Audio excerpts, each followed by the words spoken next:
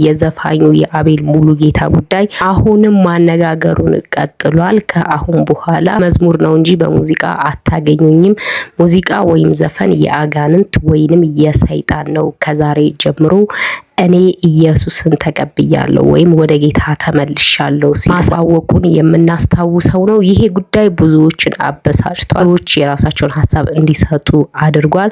ታዲያ ይህንን ተከትሎ ሙዚቀኛው ሳሚዳን አንዳንድ ጠጠር ያሉ ጉዳዮችን ወርውሯል። እሱን የምንመለከት ይሆናል። ሌላኛው ቪዲዮ ስናቀና ደግሞ ከዚህ በፊት ፕሮቴስታንት የነበረው ግለሰብ ብዙ ነገር ማጣቱንና እንደገናም ደግሞ ትዳሬን ያጣሁት በጴንጤ ነው እያለ ይገኛል። እነዚህን ቪዲዮዎች በሰፊው የምንመለከታቸው ይሆናል። ለዚህ ቤት አዲስ ከሆናችሁ ቤቱን ሰብስክራይብ፣ ቪዲዮውን ደግሞ ላይክ በማድረግ አብሮነታችሁን አሳዩኝ። ታዲያ ከምን እንጀምር ካላችሁኝ ከሳሚዳን እንጀምር። ሳሚዳን በአቤል ሙሉጌታ ጉዳይ ምን አለ? ሰላም ጤና ይስጥልኝ፣ እንዴት ናችሁ? such a beautiful day። ዛሬ ደግሞ የምንነጋገረው እምነታቸውን ስለሚቀይሩ ሰዎች ነው።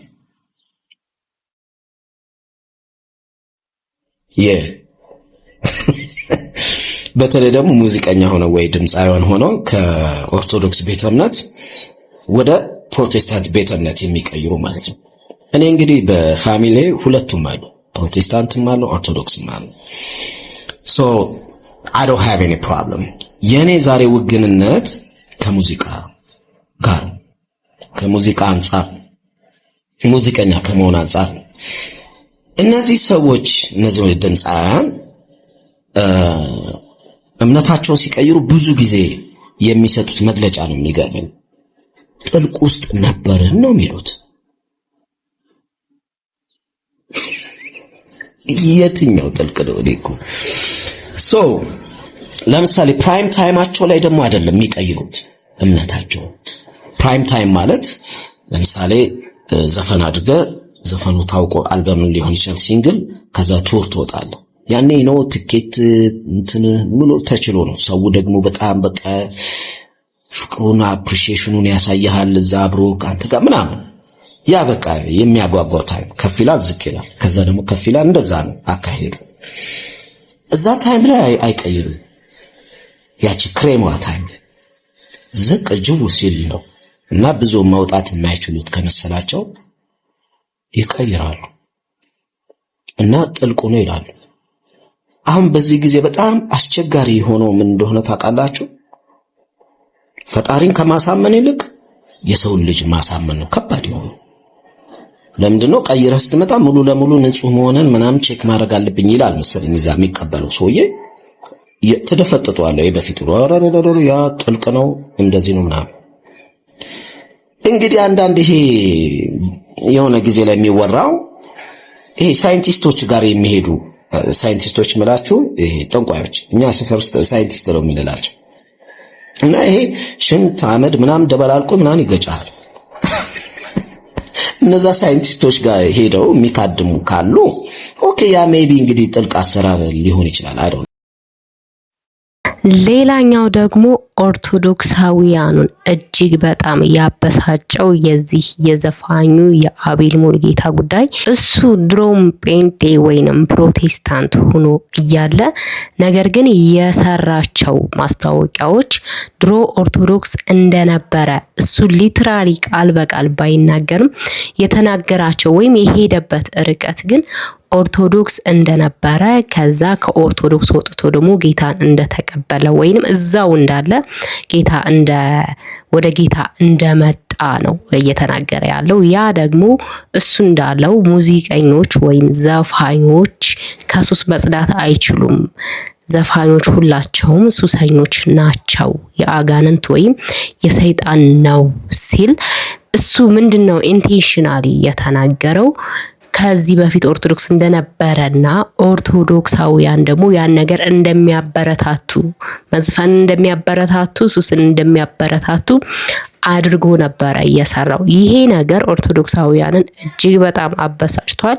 ብዙ ኦርቶዶክሳውያንም ብዙ ኦርቶዶክሳውያንም በቁጣ ተናግረዋል።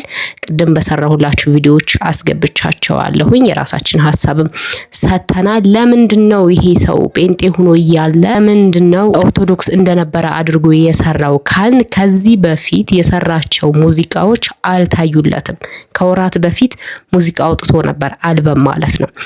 እሱ ነገር አልታየለትም። እሱ ለምን አልታየም ካልን ደግሞ ከዚህ በፊት ቴዲ አፍሮን ያልሆነ ነገር ተናግሮ ነበረ። ማለት ቴዲ አፍሮ የሆነ ሙዚቃ አውጥቶ ነበረ። እሱ ሙዚቃ ምንድነው? ኢትዮጵያውያንን ድምጽ እንባቸውን በየቦታው የሚገደሉትን በየቦታው ከቀያቸው የሚፈናቀሉትን ኢትዮጵያውያን የሚገልጽ ሙዚቃ ሰርቶ ነበረና እሱን ሙዚቃ ደግሞ ይሄው ድምጻዊ አቤል ወይም ዘፋኙ አቤል ሙሉጌታ የሚቃረን መተቸት ቀላል ነው ከዳርማ ቁሞ የሚል ሙዚቃ ደግሞ አውጥቶ ነበረ።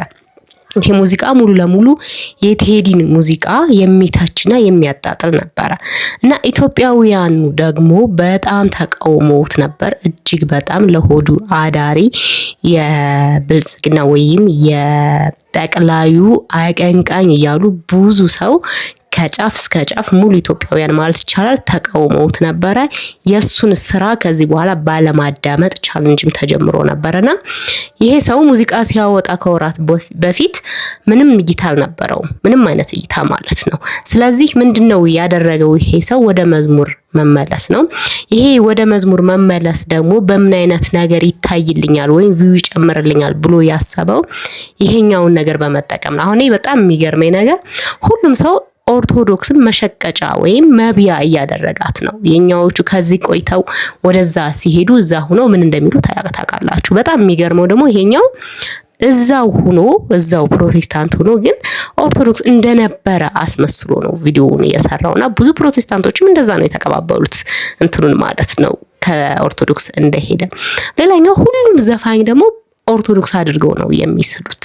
ሁሉም ዘፋኝ ከዘፈና አቁሞ ወደ ራሳቸው እንኳን መዝሙር ሲሄድ ከኦርቶዶክስ መጣያሉ ነው የሚሰሩትና በዚህ ልክ እሱ አርቲስቱ ራሱ በዚህ ልክ ወርዶና ዘግጦ መታየቱ ራሱ እጅግ በጣም ያሳዝናልም ያሳፍራልም። ቢቀርበትስ ግዴታ ነው እንዴ ይሄንን ያህል መሽከርከር? ትክክለኛ ፈልጉት ቢሆን ሳሚዳን እንዳለው ትክክለኛ የልብ ጸጸት ከሆነ ንስሐውን ገብቶ እዛው አንገቱን ደፍቶ ነው ማስቀመጥ መዘመሩን ወይም ምንም ማድረግ ያለበት ማለት ነው። አሁን ይሄ ሰው ከሙዚቃው ወደ መዝሙር ሳይሆን ሄዶ ከሙዚቃ ወደ ሙዚቃ ወይም ከዘፈን ወደ ዘፈን ነው። እዛም ዘፈን ነው ያለው።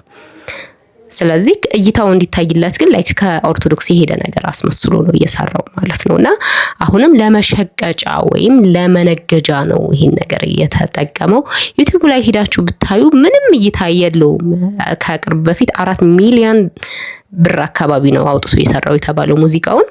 እሱ አልታይለት ሲል በዚህ በኦርቶዶክስ በኩል አድርጎ ነው መሄድ የፈለገውና ዩቲዩብ ላይ ሄዳችሁ ብታዩት ራሱ የድሮው ሙዚቃ አላጠፋውም። ይሄ ሰው አሁን ትክክለኛ ተጸጽቶና ወደ መዝሙር መመለስ ፈልጎ ነው ይባል። እነዛ የድሮዎች ሙዚቃዎች የሱ ዩቲዩብ ላይ ምን ይሰራሉ? ለምን እሱን አያጠፋቸውም? እና በጣም ነው የሚገርመው፣ በጣም ነው የሚያሳዝነው። ወደ ሌላኛው ቪዲዮ ስናቀና ደግሞ ከዚህ በፊት ፕሮቴስታንት ወይም ጴንጤ የነበረው ግለሰብ አሁን ላይ ምን ላይ እንዳለና ትዳሩንም ጭምር በጴንጤ እንዳጣ ይናገራል። እሱን ቪዲዮ እንመልከት። መጀመሪያ አንድ ነገር ልበላችሁ። ትዳሬን ከተወሰኑ አመታት በፊት ማለት ነው ያጣሁት በጴንጤ ነው። በሐሰተኞች፣ በወሸታሞች፣ በአታላዮች፣ በግብዞቹ ጴንጤዎች ማለት ነው። የሚገርማችሁ ነገር ጴንጤ ዘረኝነቱን ግብዝነቱን በቃ የሆነ ኦሮሞነቱ፣ አማራነቱ፣ ትግሬነቱን፣ ወላይታ የተለያዩ ብሔረሰቦች ብሔራቸውን ይዘው ቁጭ ያሉበት የብዙዎቹ ማለት እንደዛ ነው። ያ ነበረ እና ብዙ መነካካት ስላልፈለኩ ነው። የሚገርማችሁ ነገር ዘረኝነታቸውን ያልቀየሩ ማንነታቸው ያልተቀየረ ግን ጴንጤ ነኝ ባዮች ጴንጤ ማለት ነው ጴንጤ ስለሆኑ ነው። ነገር ግን ትዳሬን የመጀመሪያ ሳጣ የመጀመሪያው ጉዳቴ እሱ ነው። ከዛ በፊት ያሉት እንዳሉ ሆኖ ማለት ነው። እቀጥላለሁ። በቀደም ተከተለ መጣለሁ። ነገር ግን የእግዚአብሔርን ቃል አከብራለሁ። ክርስቶስ በውስጤ ነው ያለው ለዘላለም በሷ ላይ ይሄው እንደሰማችሁት ነው እንግዲህ ህዝቡን ሃይማኖት አልባ ነው እያደረጉት ያሉት ማለት ነው። አንድ ሰው ወደ ፕሮቴስታንት ሲሄድ የትኛው ጋር ሄዶ እንደሚቀላቀል እንኳን አይነግሩትም። አንደኛ ምክንያቱም እንደምናቀው ወደ 47,000 ዲኖሚኔሽን ነው ያላቸው። እዛ ከሄዱ በኋላ ደግሞ የትኛው ዲኖሚኔሽን ላይ እንደሚገቡ አይነግሯቸውም። አንድ ሁለተኛ ደግሞ 47ቱም ዲኖሚኔሽን አንድ ነን ብለው ያስባሉ።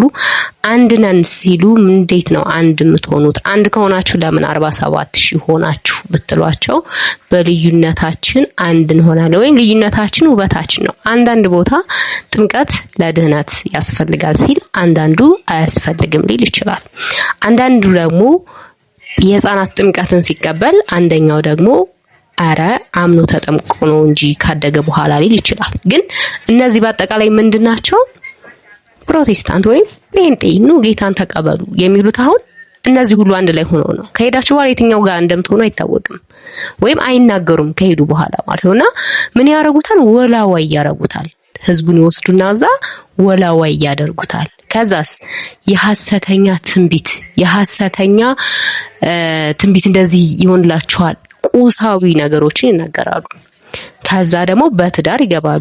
የምናውቃቸው ትልልቅ ሰዎችም በሐሰተኛ ነቢያቶች እንደተፋቱ እናውቃለን አይደለ? ታውቃላችሁ ሁላችሁም። በጣም ታዋቂ ሰዎች አሁን የተፋቱ አሉ በሐሰተኛ ነብይ እሱ ያንቺ ባል አይደለም ተብለው ማለት ነው። ያው ሚዲያ ላይ ስለምናውቃቸው ስማቸው መጥቀስ አይጠበቅብኝምና እስከዚህ ድረስ ነው ህይወትን የሚያናጉት። ምድራዊ ህይወትንም ያናጉታል ጭምር ትዳርንም ጭምር። አሁን እግዚአብሔር አይደለ ትዳርን የፈጠረው? እነሱን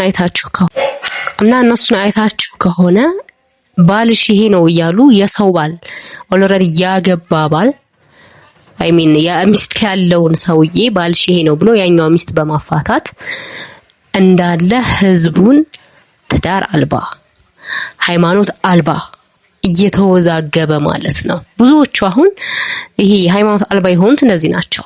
መጀመሪያ ከኦርቶዶክስ ይወጣሉ፣ እዛ ይሄዱና ያዩትን ነገር ያዩና ከዛ ሃይማኖት ለምን ይላሉ። በቃ ሃይማኖት ይሰራልኛል አሁን እንዳለው ሰውዬው ኢየሱስ በልብ ያለ በቃ ይሄ እንዲሆን ያደረጉትም እነሱ ናቸው ማለት ነውና ተጠንቀቁ። ሁሉን ነገር ግራ ቀኝ ማየት መልካም ነው። እዛ ሆነው ጌታን ተቀበሉ እያሉ የተለያየ የሚያማል ነገር ሲያደርጉ ትክክለኛ እነሱ እንደሚሉት አይደለም። ውስጥ ላይ ያለው ነገር መጨረሻ ሂዶ ሃይማኖት አልባ ሰው ነው የሚሆነው ሰው ማለት ነውና በዚህ ልክ ነው እንግዲህ ማህበረሰቡን ዮኒ ማኛን እንኳን ማየት እንችላለን። ለ8 ወር አቀወሱኝ አለ። በዚህ ስል ጥምቀት ያድናል፣ በዛ ስል ጥምቀት ያድን እያሉ 8 ወር ሙሉ አቀወሱኝ ሲል ሰምተናልና ተጠንቀቁ። ሁልጊዜ እንደምለው ክርስቲያን በተለይ ኦርቶዶክስ ጉዳዮችን ግራና ቀኝ ነው የሚያየው። በአንድ ነገር ብቻ ስግጥ ብሎ አይሄድም። አንድ ነገር ሲፈጠር ምንድነው፣ ከየት ነው፣ ለምንድነው እንደዚህ ተባለው፣ በምን ጉዳይ ነው ብሎ ማጣራት የኛ ስራ ነው። እንደ መንጋ ግር ብሎ የሚሄዱት ደግሞ የሌላ ሰው ስራ ነው ማለት ነውና አዝ ኦርቶዶክስ ሁሉ ነገር በጥንቃቄና በብልሃት አይተን እንኖርላለሁኝ። አሁንም በድጋሚ ለዚህ ቤት አዲስ ከሆናችሁ ቤቱን ሰብስክራይብ፣ ቪዲዮውን ደግሞ ላይክ እና ሼር በማድረግ አብሮነታችሁን አሳዩኝ። በሌላ በአዲስ ቪዲዮ ተመልሼ እስከመመጣ ድረስ ቸር ቆዩልኝ።